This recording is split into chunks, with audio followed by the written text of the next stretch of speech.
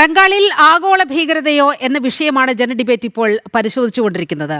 അതിന് ഉപോത്ബലകമാവുന്ന ചില കാര്യങ്ങളൊക്കെ പുറത്തു വരുന്ന ഒരു ഘട്ടം കൂടിയുണ്ട്. നേരത്തെ തന്നെ ഈ ബംഗ്ലാദേശ് അതിർത്തി കടന്ന് നുഴഞ്ഞു കയറുന്ന ആളുകളെക്കുറിച്ചുള്ള വിവരങ്ങളൊക്കെ നമ്മൾ പല ഘട്ടങ്ങളിൽ ചർച്ച ചെയ്തിട്ടുള്ളതാണ്. ശ്രീ ഹാഷിം അരിയിൽ, ബംഗാളിൽ ആഗോള ഭീകരതയോ എന്ന് ജനം TV ചോദിക്കുമ്പോൾ ഒരുപക്ഷെ നിങ്ങളെപ്പോലുള്ളവരുടെ നെറ്റ് ചുളിയാൻ സാധ്യതയുണ്ട്. കാരണം അങ്ങനെയൊക്കെ പശ്ചിമ ബംഗാളിൽ സംഭവിക്കുമോ എന്ന് ചോദിച്ചേക്കാം. അങ്ങയുടെ ബോധ്യത്തിനായി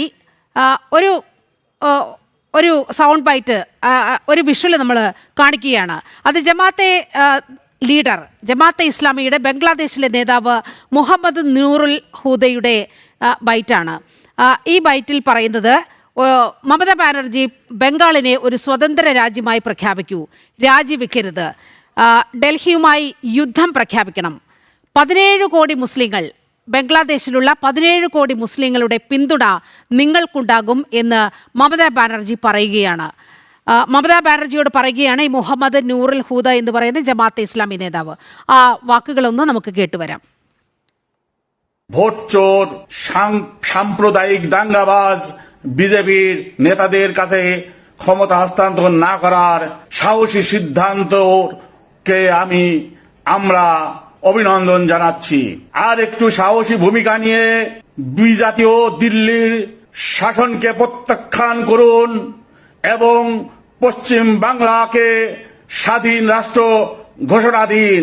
আমরা 17 কোটি মানুষ আপনাদের সহযোগিতা দেব, সমর্থন দেব, সার্বিক সহযোগিতা দেব। আপনি সাহস করে স্বাধীনতার ঘোষণা দিন, পশ্চিম বাংলাকে স্বাধীন রাষ্ট্র ঘোষণা দিন। আপনার পাশে বাংলাদেশ আছে এবং থাকবে। আমরা চাই এই বিজেপি শাসন থেকে, এই দিল্লির আধিপত্য থেকে প্রতিটি মানুষ। ശ്രീ ഹാഷിം അരിയിൽ, ഞാൻ പറഞ്ഞതുപോലെ ഇതിന്റെ പരിഭാഷ ഇങ്ങനെയാണ്. വെസ്റ്റ് ബംഗാളിനെ സ്വതന്ത്ര രാജ്യമായി പ്രഖ്യാപിക്കാൻ മമതയോട് ആഹ്വാനം ചെയ്യുകയാണ് ബംഗ്ലാദേശിലെ ജമാഅത്തെ ഇസ്ലാമിയുടെ നേതാവ്. 17 കോടി മുസ്ലിങ്ങളുടെ പിന്തുണ കൂടി ഉറപ്പാക്കുകയാണ് ദീദിക്ക്. എങ്ങനെയാണ് ഈ സാഹചര്യത്തെ നമ്മൾ കാണേണ്ടത്? ഈ സാഹചര്യത്തെ തമാശയായിട്ടല്ലേ നമ്മൾ എടുക്കേണ്ടത്. ഇന്ത്യ രാജ്യത്ത് വന്നിട്ട് ബംഗ്ലാദേശ് വന്നിട്ട് ഇവിടെ ഒരു മുസ്ലിം രാഷ്ട്രം സ്ഥാപിക്കണം എന്ന് പറഞ്ഞാല് ഇന്ത്യയിലെ പൊതു മുസ്ലിം സമൂഹം അതൊരിക്കലും അംഗീകരിക്കില്ല എന്ന് തറപ്പിച്ച് പറയാൻ പറ്റും.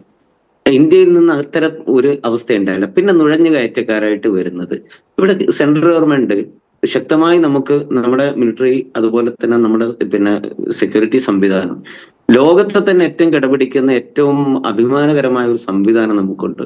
ഈ സംവിധാനം ഉണ്ടായിട്ടും നമ്മുടെ അതിർത്തികളിലൂടെ ഈ നുഴഞ്ഞു കയറ്റം എന്നുള്ളത് ഒരു തീരാ കളങ്കമായി ഇനിയും തുടർന്നു വരുന്നത്, അത് ഭാരതീയ ജനതാ പാർട്ടിയുടെ കേന്ദ്ര ഗവൺമെന്റിന്റെ ഏറ്റവും വലിയ പരാജയമായിട്ട് നിങ്ങൾ കണക്കൂട്ടണം. കാരണം ഈ രാജ്യത്തെ ബഹുഭൂരിപക്ഷം ജനങ്ങളും ദേശീയത പറഞ്ഞിട്ട് ബംഗ്ലാദേശ് അതിർത്തിയിൽ വേലി കെട്ടണമെന്ന് കേന്ദ്ര സർക്കാർ ആവശ്യപ്പെട്ടപ്പോൾ അതിനെതിരെ രംഗത്ത് വന്നത് ആരാണ്? അതിനെതിരെ രംഗത്ത് വരുമ്പോ തീർച്ചയായിട്ടും ഗവൺമെന്റ് അത്തരം കാര്യങ്ങളിൽ ബംഗാൾ ഭരിക്കുന്ന മുഖ്യമന്ത്രിയാണ് സുപ്രീം കോടതിയെ സമീപിക്കുന്നത്. അതിനെതിരെ കടുത്ത വിമർശനം ഉയരുകയും ചെയ്തിട്ടുണ്ട് സുപ്രീം കോടതിയുടെ ഭാഗത്തു നിന്നും. കോടതി പോലും അനുകൂലമായ നിലക്ക് ആ തർക്കത്തിനെതിരെ, നീക്കത്തിനെതിരെ ശക്തമായ നിലപാട് അന്നേ സ്വീകരിക്കേണ്ടുന്ന ബാധ്യത കേന്ദ്രം ഭരിക്കുന്ന ഗവൺമെന്റിനുണ്ട്. അല്ല, കേന്ദ്രത്തിന് ചെയ്യാവുന്ന രീതിയിൽ ആ ഫെൻസിംഗ്, ഒരുപാട് കിലോമീറ്റർ ദൂരം ഫെൻസിംഗ് പൂർത്തീകരിച്ചിട്ടുണ്ട്. പക്ഷേ മമത എടുത്ത നിലപാടിലേക്കൊന്ന് വരൂ. ആ മമത എടുത്ത നിലപാട് ആരെ സഹായിക്കാൻ വേണ്ടിയിട്ടായിരുന്നു? ബംഗ്ലാദേശിൽ നിന്നും നേപ്പാളിൽ നിന്നും അടക്കം, നേപ്പാൾ വഴിയാണല്ലോ ഈ ഭീകരതയുടെ പ്രവേശനം ഭാരതത്തിലേക്ക് സാധ്യമാകുന്നത്, ബംഗ്ലാദേശ് വഴിയൊക്കെ. ആരെടുത്ത നിലപാടാണെങ്കിലും അത് തെറ്റാണ്. കാരണം ഈ വിഭജനത്തിന്റെ സമയത്ത് ദുഃഖകരമായ ഒരു കാര്യമാണ്, ഇന്ത്യ രണ്ടായി വിഭജിക്കപ്പെട്ടു. ആ സന്ദർഭത്തിൽ ഇന്ത്യയുടെ മണ്ണിൽ നിൽക്കാനും സമ്മതമില്ലാതെ പുറത്തുപോയ ആളുകളെ ആ ദിശയിൽ തന്നെ അവിടെ തന്നെ കാണാനുള്ള സംവിധാനം ഉണ്ടാവേണ്ടത്. അതോടൊപ്പം തന്നെ നിരപരാധികൾ ക്രൂശിക്കപ്പെടാതിരിക്കേണ്ടുന്ന ബാധ്യതയും നിലവിലുണ്ട്. കാരണം ഈ ഒരു സാഹചര്യത്തിൽ ലോകം കണ്ട ഏറ്റവും വലിയ കലാപങ്ങളിൽ ഒന്ന് വിഭജനാനന്തര കലാപമാണ്. ആ കലാപത്തിൽ ആളുകൾ, പ്രിയപ്പെട്ടവര് മുഴുവനും കൊല്ലപ്പെടുമ്പോഴും പിന്നെ ശിക്ഷിക്കപ്പെടുമ്പോഴും ഈ മണ്ണിനെ ചേർത്ത് പിടിച്ചുകൊണ്ട് ഈ മണ്ണിനെ സ്നേഹിച്ചുകൊണ്ട് ഇവിടെ നിന്ന് വലിയൊരു സമൂഹമുണ്ട്. ആ സമൂഹത്തിന് നേരെയാണ് ഈ ഒരു ടൈറ്റിൽ നൽകിയിട്ട് അധിക്ഷേപിക്കാൻ ശ്രമിക്കുന്നത്. മമതാ ബാനർജിയുടെ നയത്തെ ഒരിക്കലും അംഗീകരിക്കാൻ പറ്റൂലല്ലോ. കാരണം മമതയുടേതെന്ന് മാത്രമല്ല, ശ്രീ ഹാഷിം അരിയിൽ ഞാൻ ഒന്ന് ചോദിച്ചുകൊള്ളട്ടെ. ഇപ്പോൾ ഈ നിമിഷമൊക്കെയാണ് നിങ്ങൾ മമതാ ബാനർജിയെ തള്ളി പറഞ്ഞുകൊണ്ട് അവരുടെ സമീപനം ശരിയായില്ല എന്നുള്ളൊരു വിലയിരുത്തലുമൊക്കെ ആയിട്ട് വരുന്നത്. ഇതിനു മുൻപ് സന്ദേശ് ഗാലിയിൽ നടന്നത് എന്തായിരുന്നു? ടി എം സിയുടെ പാർട്ടി ഓഫീസുകളിലേക്ക് ഹിന്ദു പെൺകുട്ടികളെ വലിച്ചിഴച്ചു കൊണ്ടുപോയി തട്ടിക്കൊണ്ടുപോയി ഷാജഹാൻ എന്ന് പറയുന്ന TMC നേതാവ് അതിക്രൂരമായി അവരെ മാനഭംഗത്തിനിരയാക്കുന്ന സാഹചര്യമുണ്ടായി. അയാൾ മാത്രമല്ല, അയാൾ അവിടുത്തെ ഒരു ഡോൺ ആയിരുന്നു. അയാളുടെ കീഴിൽ ഈ TMC ഗുണ്ടകൾ അഴിഞ്ഞാടി സന്ദേശ് ഗാലിയിൽ. ആ സന്ദേശ് ഗാലി പ്രശ്നം രാജ്യവ്യാപകമായി ദേശീയ മാധ്യമങ്ങൾ ചർച്ച ചെയ്തപ്പോൾ അതിനെതിരെ കേരളത്തിലെ ഒരു രാഷ്ട്രീയ പാർട്ടിയും ഒരു മാധ്യമങ്ങളും ഒരക്ഷരം മിണ്ടിയില്ല. ഇപ്പോൾ നിങ്ങൾ മമതയെ തള്ളിപ്പറയുന്നുണ്ട്.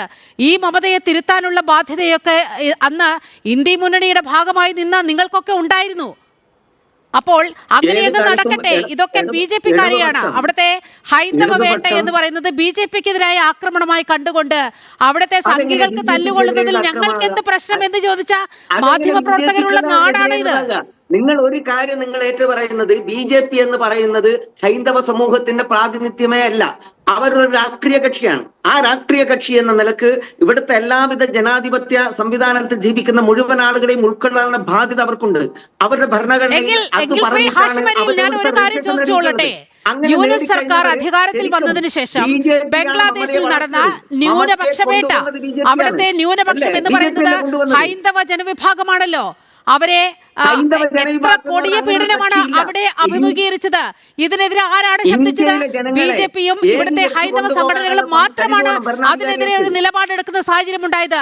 അന്നൊക്കെ നിങ്ങൾ നിശബ്ദരായിരുന്നു കൊണ്ട് ഈ ചെയ്തികൾക്കൊക്കെ കൂട്ടുനിൽക്കുന്ന ഒരു സമീപനം ആയിരുന്നു കണ്ടത്. അതിന്റെ ഒരു നേർപ്പതിപ്പ് ബംഗാളിൽ നമ്മൾ കണ്ടു. നിശബ്ദരാക്കാൻ, ഞങ്ങളുടെ നാവ് പൊന്താതിരിക്കാൻ ആയുധം മമതയുടെ കയ്യിൽ വെച്ചു കൊടുത്ത പാർട്ടിയാണ് BJP. അധികാരം വെച്ചു കൊടുത്ത പാർട്ടിയാണ് BJP. അവിടെ എല്ലാവിധ കലഹങ്ങൾക്കും കൂട്ടുനിന്ന പാർട്ടിയാണ് BJP. താങ്കൾ എന്താണ് ഈ പറയുന്നത്? അഡ്വക്കേറ്റ് VP ശ്രീപത്മനാഭൻ, ബംഗാളിൽ മമതയെ കയറൂരി വിട്ടത്, ബംഗാളിൽ മമതയ്ക്ക് ആയുധം കൊടുത്തത്, ഇതെല്ലാം BJP ആണെന്ന് ഹാഷിം അരിയിൽ പറയുമ്പോൾ താങ്കൾ ഒന്ന് പ്രതികരിക്കുക ആ വിഷയത്തിൽ. അവസാനത്തെ ഇടതുപക്ഷത്തിന്റെ സാരഥി നഷ്ടപ്പെട്ടിട്ടും ഇടതുപക്ഷം മമതയെ പിന്തുണയ്ക്കാനോ മമതക്കൊപ്പം നിൽക്കാനോ തയ്യാറായിട്ടില്ല. ഈ കഴിഞ്ഞ തെരഞ്ഞെടുപ്പിലും ഒറ്റക്ക് നിന്ന് മത്സരിച്ചുകൊണ്ട് രാഷ്ട്രീയ സംവിധാനത്തെ നിലനിർത്താനും വളർത്തിക്കൊണ്ടുവരാനാണ് ഇടതുപക്ഷം ശ്രമിച്ചത്. മമതയെ പിന്തുണക്കാൻ എങ്ങനെയാണ് അവിടെ ഇടതുപക്ഷത്തിന് കഴിയുക? ഇതില്ലാത്തത് ഒരു കെട്ടിയേൽപ്പിക്കരുത്. തീർച്ചയായിട്ടും ഇപ്പോഴും നിങ്ങൾ തമ്മിലുള്ള ഏറ്റുമുട്ടൽ അങ്ങ് പറഞ്ഞു മമതയ്ക്ക് ആയുധം കൊടുത്തത് BJP ആണെന്ന്.